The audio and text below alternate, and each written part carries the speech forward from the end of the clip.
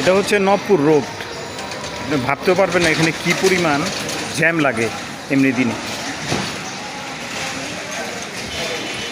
এমনি দিনে যে কি পরিমাণ জ্যাম লাগে এখানে বলার মতো না। এটা বিসিসি রোড।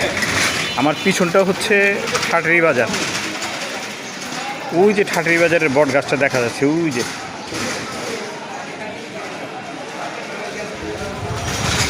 কি পরিমাণের যে জ্যাম হয় জায়গাটায় মানে বলার মতো না।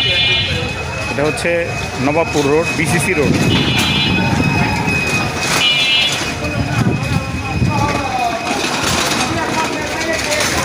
দেখতে পাচ্ছেন এখন একটাও মানুষ নেই, পুরাটা খালি। অথচ ভয়ঙ্কর কোরবানি